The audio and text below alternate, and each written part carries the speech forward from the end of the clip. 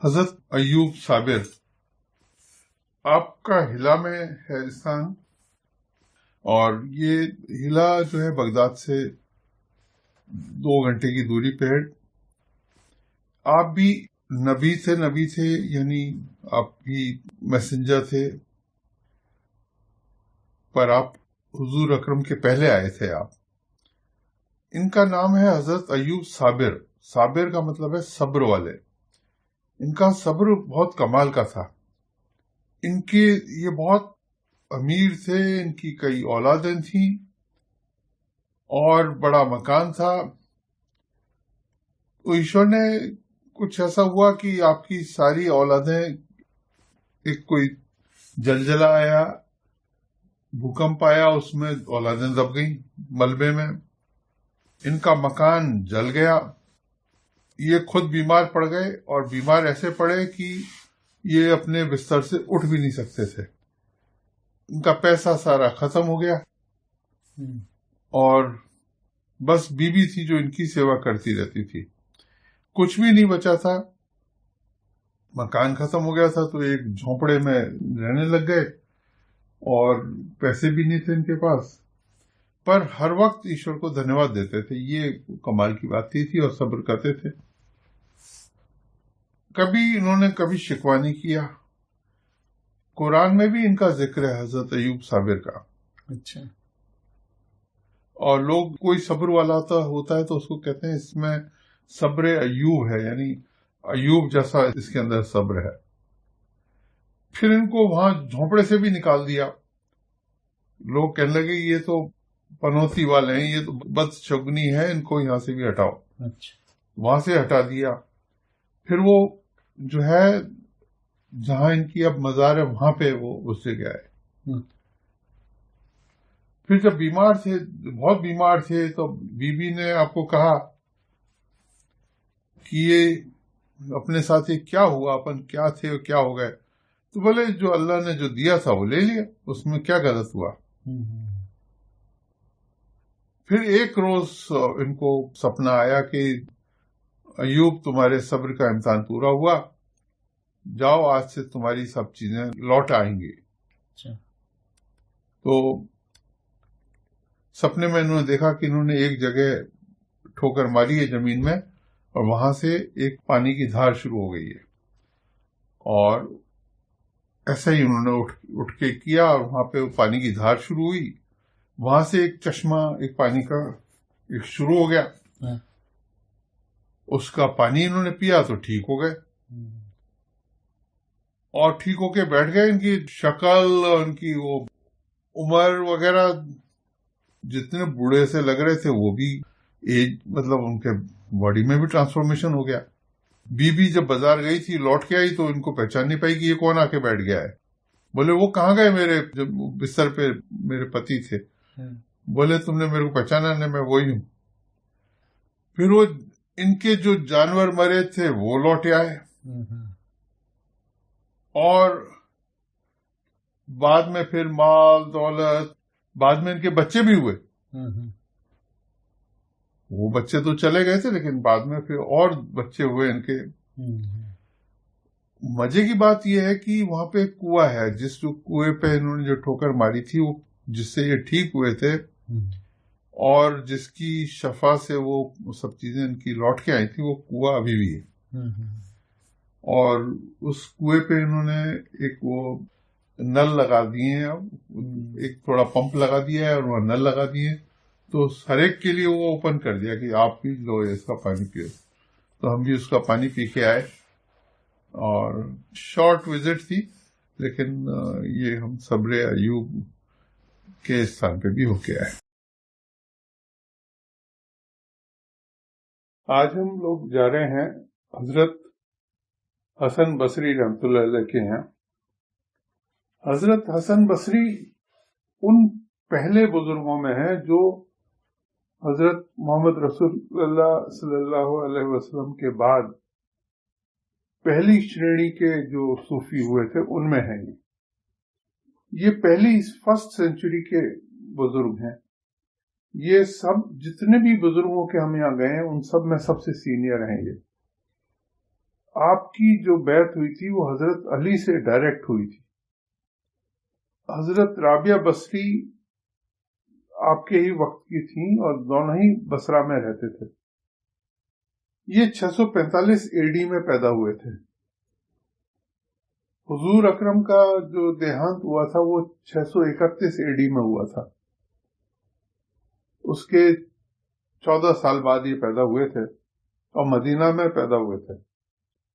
اور ان کی جو ماں تھیں وہ حضرت علی کے گھر میں کام کرتی تھیں، ایک نوکرانی تھیں یا باندی تھیں یا ہیلپر تھیں. اور یہ بچے تھے چھوٹے سے. ان کا جو بچپن بیتا ہے یہ حضرت علی کی گود میں بیتا ہے ایک طرح سے. اور یہ حسن نام ان کا اس لیے رکھا تھا کیونکہ بہت سندر تھے. تو حضرت عمر نے ان کا نام کہا تھا ان کا نام حسن رکھ دو. حسن کا مطلب ہے حسین یعنی سندر. اور آپ اپنے جو دوسرے بزرگ ہوئے ہیں حضرت ابو بکر رحمۃ اللہ علیہ ان کے بھی پاس رہے، تیسرے خلیفہ کے پاس حضرت عمر کے پاس بھی رہے، حضرت علی کے پاس تو گودی میں کھیلے اور بعد میں انہی سے بیعت ہوئی ان کی. اور حضرت عمر نے ان کو اپنا لعاب دہن بھی دیا. ایک وہ اپنا جو بہت پری ہوتا تھا اس کے بزرگ لوگ اس کے منہ میں اپنا تھوک وہ ڈالتے تھے، ایک لاڑ ڈالتے تھے، تو وہ ان کو بھی ملا. ایک بار انہوں نے یہ حضرت علی کے پیالے کا پانی بھی پی لیا تھا، آدھا پانی پیا تھا. تو حضرت علی نے کہا تھا کہ میرا آدھا علم ان کے پاس پہنچ چکا ہے. حضور اکرم کی وائف تھی جن کا نام تھا سلمہ جو تھیں رحمۃ اللہ علیہ. وہ بھی کیا تھا کہ یہ گھر میں بچہ روتا تھا، ان کی ماں کام کر رہی ہوتی کہیں اور گھر کے کسی اور کونے میں، تو حضور اکرم کی جو پتنی تھی وہ ان کو دودھ پلا دیتی تھی چپ کرانے کے لیے جو بھی کچھ کرنا ہوتا. تو یہ بڑے بھاگیشالی رہے. یہ جو بڑے ہوئے تو ہیرے جواہرات کا ویاپار کرتے تھے. یہ کیا تھا کہ ایک طرح گھر کے سدسیہ کی طرح سے تھے. یہ ایک بار یہ کہیں گئے تھے تو انہوں نے دیکھا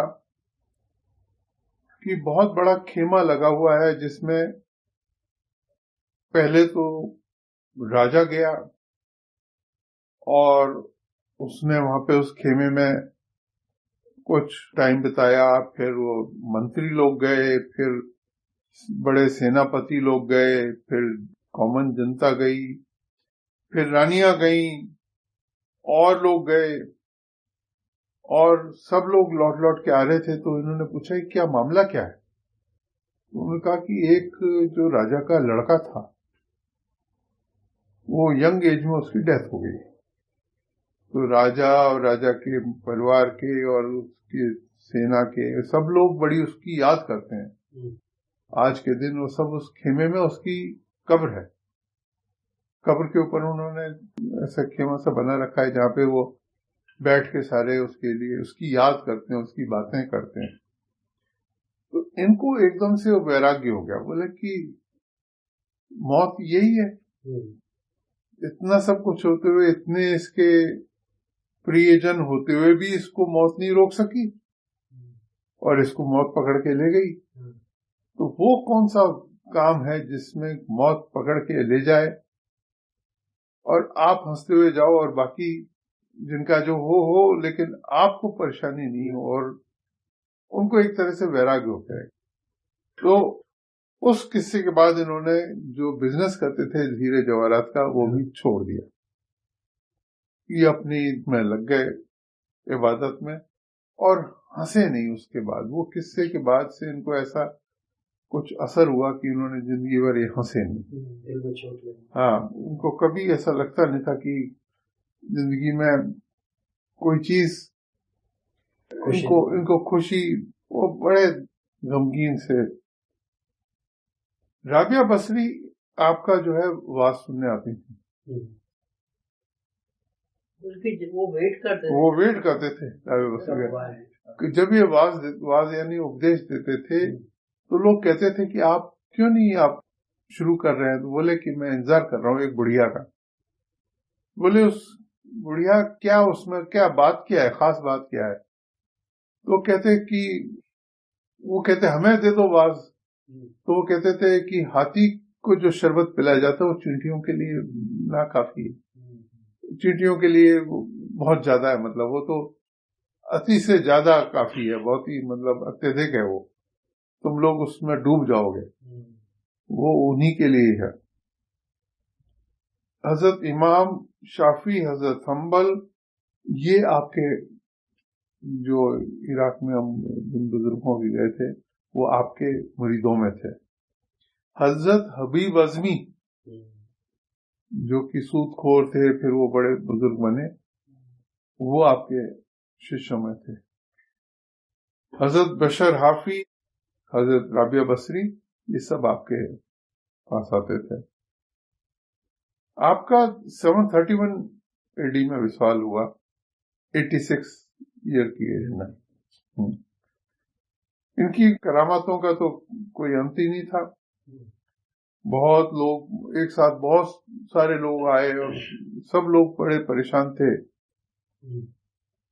غریب تھے. تو انہوں نے ایک وہ کھجوروں کے بورے پڑے ہوئے تھے، سب سے کہا ایک ایک کھجور لو، بس ایک سے زیادہ کھجور مت لینا. انہوں نے کہا ایک ایک کھجور کیوں کہہ رہے ہیں لینے کے لیے؟ سب ایک ایک کھجور لے کے گئے، اس کو کھایا تو اس کے اندر سونے کی گٹھلی نکلی. سب نے سونے کی گٹھلی کو بیچ دیا، سب کا تھوڑا جو بھی کام چلا ہوگا. ہزاروں لوگوں کو سونے کی گٹھلی کھجوروں کے تھرو دے دی. کہتے ہیں آپ یہ روز بصرہ سے مکہ روز نماز پڑھتے تھے جا کے. ان کو طے زمانی حاصل تھا. طے زمانی ایک ہمارے بزرگوں میں ایک وہ ہے جس میں وہ کہیں سے کہیں بھی جا سکتے ہیں، with in moments they can reach any way. تو یہ مکہ جا کے پڑھتے تھے روز نماز. 1500 کلومیٹر دور ہے لیکن وہ چلے جاتے تھے. یہ بہت ونمر تھے، ہر ایک کو اپنے سے بہتر سمجھتے تھے. ان کو ایک عورت سے شروع کے ٹائم میں ایک عورت سے عشق ہوا.